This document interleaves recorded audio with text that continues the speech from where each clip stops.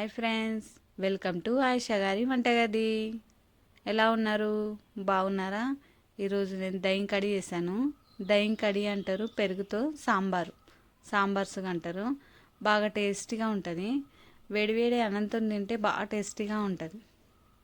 Steel గిన్నె తీసుకొని 1 cup పెరుగు, మంచిగా చిక్కగా ఉండాలి.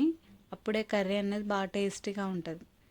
పుల్లగా ఉంటే వాసన వస్తుంది పెరుగులో. ఎక్కువ పుల్లగా ఉండద్దు.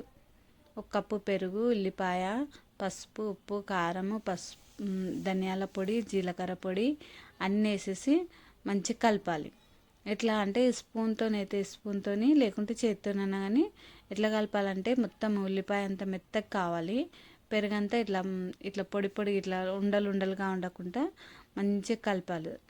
కొద్దిగా వాటర్ వేసుకుంటూ ఇట్లా మన చేతికి ఇట్లా తలగద్దు. పెరుగు అన్నది గడ్డలు ఉంటుంది కదా, గడ్డలు కడగకుండా మొత్తం సాంబార్ లాగా మంచిగా కలిపి కొద్దిగా వాటర్ వేసుకోవాలి. మనకి ఎంత కావాలంటే అంత వేసుకోవాలి.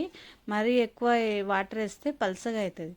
దాంట్లోనే 1 స్పూన్ శనగపిండి, మంచి చిక్కగా వస్తుంది. శనగపిండి వేయడం వల్ల సాంబార్ అన్నది మంచి చిక్కగా వస్తుంది.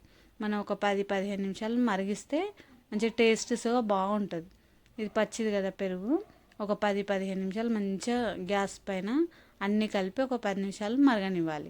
వేరే గిన్నెలో కొద్దిగా శనగపిండి వేసేసి, ఉప్పు, కారం, పసుపు, ధనియాల పొడి వేసేసి, కొద్దిగా వాటర్ వేసేసి బజ్జీ పిండిలాగా కలపాలి.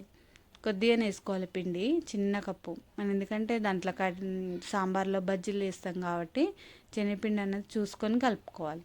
ఇట్లా కలిపిన తర్వాత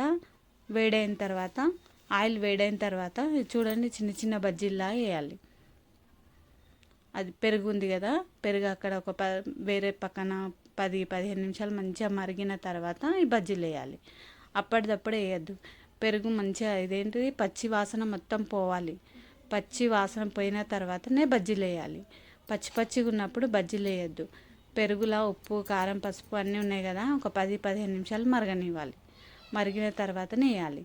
మరొక గిన్నెలో చిన్నది తీసుకొని కొద్దిగా ఆయిల్ వేసేసి, జీలకర్ర, ఎండుమిర్చి, ఆయిల్ మంచిగా వేడైన తర్వాత వేసుకోవాలి. ఇట్లా పెరుగు సాంబార్ అన్నది మంచిగా మరగాలి. ఎందుకంటే పచ్చి వాసన మొత్తం పోయిన తర్వాతనే బజ్జీలు వేయాలి. పచ్చిగా ఉన్నప్పుడు బజ్జీలు వేయద్దు, వాసన వస్తుంది.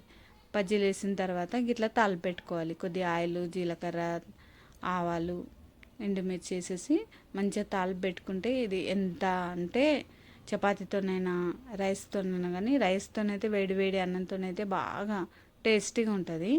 ఎంత సింపుల్ అంటే అంత టేస్ట్గా ఉంటుంది. ఒక 10-15 నిమిషాలలో అయిపోతుంది రెడీ. వేడి